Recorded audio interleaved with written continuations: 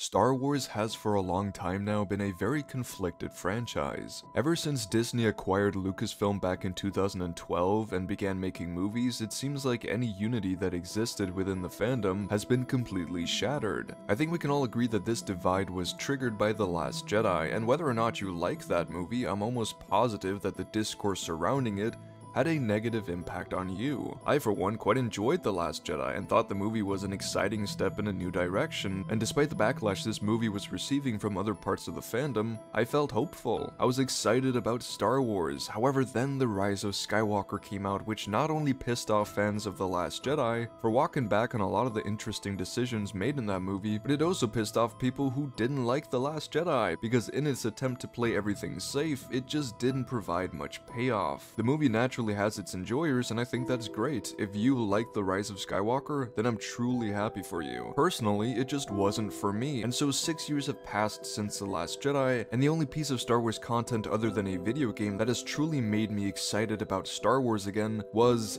Andor. We've received a lot of Star Wars TV shows, some that by all means I should love, series that I've been wanting since I was a child, and yet none of them, other than Andor, have kept my passion for Star Wars alive, and this fire that once burned so fierce has slowly been dwindling. However, there was a show that came out in 2019 that managed to do the seemingly impossible task of uniting large parts of the fandom despite the Star Wars community feeling so shattered at this point: The Mandalorian. Now, I wholeheartedly believe that Andor is the best piece of Star Wars media made since Empire Strikes Back. It's so fucking solid. However, it's not for everyone. Not every Star Wars fan out there is going to appreciate Andor, and I'm sorry to all the objective, rational critics out there, but objectivism in art doesn't really exist. At least not when it comes to enjoyment. And so I cannot stand here and declare Andor to definitively be the best Star Wars show. I just can't, because I think The Mandalorian outcompetes Andor in a pretty vital factor when talking about a franchise as massive and influential as Star Wars: accessibility. Andor succeeds in the political intrigue, the deep and morally great characters, and those hard-hitting themes. It's a show that takes its time to craft meaning, but that meaning doesn't necessarily hit home for everyone. The Mandalorian, however, is still good,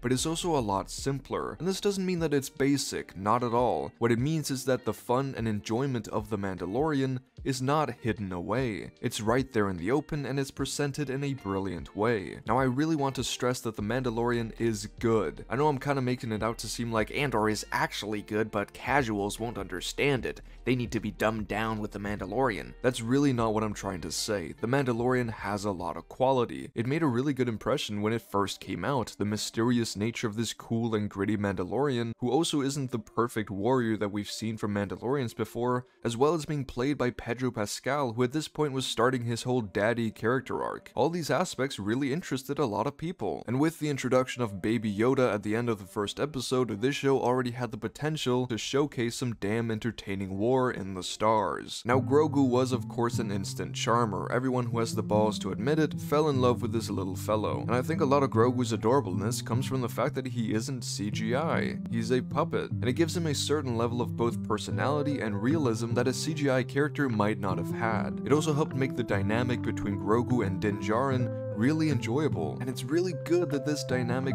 works so well because it's the heart of the show. If Mando and Grogu didn't work, then the show wouldn't work. It became enjoyable to watch these two just travel around the galaxy together, going on little adventures, trying to find the Jedi. However, the show wasn't just carried by the two main stars, the presentation of the show was also really strong. Introducing the volume was a really unique and interesting way to create these sets because it seemed like the actors were actually in these outlandish environments. It's something I'd personally love to experience. However, the show came right out of the gate with a fantastic and memorable theme, which really is important for a show you want people to remember. But also the costumes, sets, action, effects, all of it looked really good, and the writing was pretty solid. The show was made up of smaller and more intimate stories than what we were used to with live-action Star Wars, but it gave Mando and Grogu time to grow together. It even had some comedic moments.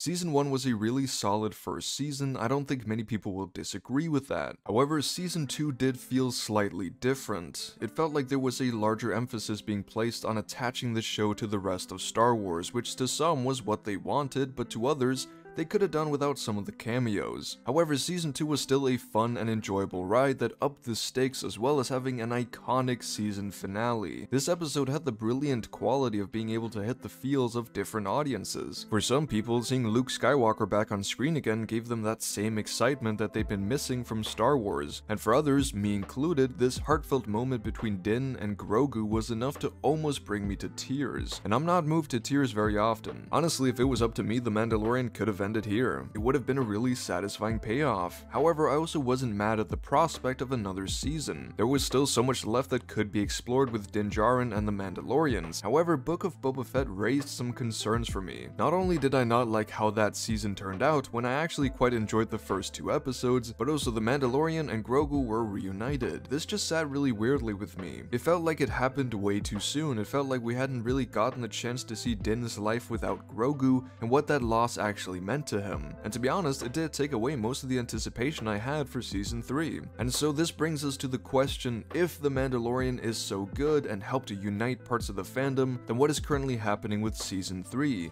Why are people so split on it? Essentially, I didn't watch the season right away. As I said, I wasn't really that hyped for it. However, I finally decided to get caught up, and I can't say I've necessarily enjoyed doing so. It's not that the season is bad or anything, I still think it's decent television, but something just feels a bit off for me. It almost has that same feeling as most MCU shows have, where the content is pretty decent, but it doesn't leave you with anything meaningful to take with you, and so the experience ultimately leaves you feeling kind of indifferent. And that's not how I like feeling when it comes to Star Wars. I want to have passion for it. Whether I like it or not, I want to at least care. And I just don't really care about the things that are happening this season, and I think there might be more people who feel the same way. This is not to say that the season doesn't have its upsides, absolutely. For one, despite me not wanting Din and Grogu to have been reunited before the season even started, I still like that Grogu is gaining more agency. He's growing more and more away from being just a MacGuffin to being an actual character, and I like that. He's still absolutely adorable, but he also feels conflicted at times, and that's really fucking interesting. If he is to be a bigger presence within the future of Star Wars like I think that they want him to be,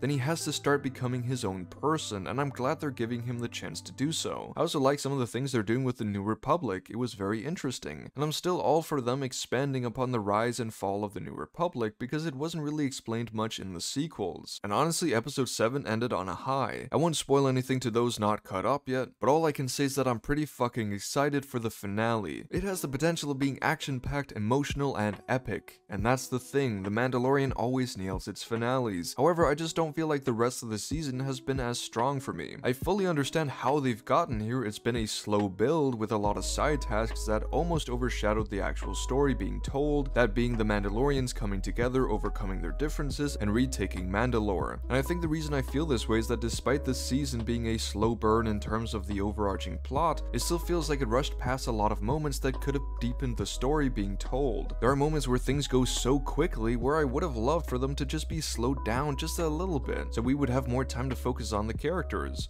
I mean, despite Din Djarin being involved in pretty much everything that happens, I don't feel like his character has really moved much at all. This season has definitely been kinder towards Grogu and Bo-Katan, and honestly even the other Mandalorians like the Armorer and Paz Vizsla. I do wish that we'd gotten more time with his character, rather than him almost being a support character for the other characters. Don't get me wrong, I like Grogu and Bo-Katan, I love that they're getting a lot of spotlight, but I also really like Din, and I hope that the finale will give us some payoff with him, which I assume will happen since he's been separated from the others now. I've enjoyed seeing him, but I just would like a little bit more.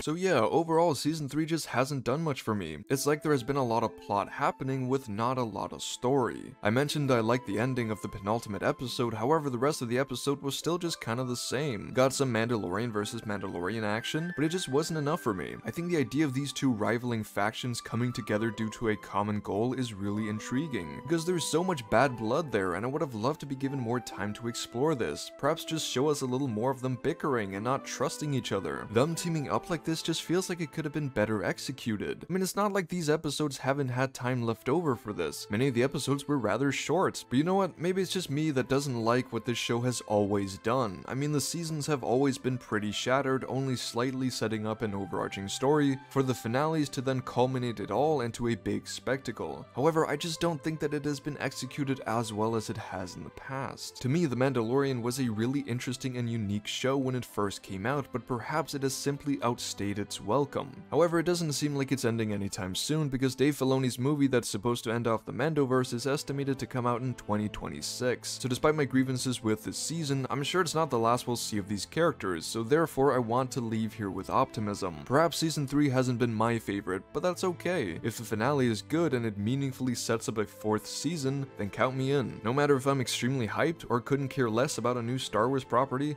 I always end up watching it because I love this franchise, and I'm not willing to let it go. I like the fact that Star Wars reaches such a massive audience, and I truly think there's room for all of us here. No matter the age or interests, there will be something for everyone, but that doesn't necessarily mean that everything will be for everyone. The Mandalorian Season 3 might not be my cup of tea, but what the fuck do I know? I'm more interested in what you think, so leave your comments down below on whether or not you're enjoying this season, as well as which future Star Wars projects you're excited about. I'd like to thank my patrons, including Ben Joseph, but other than that, I hope you all have a wonderful day. Stay safe and peace out.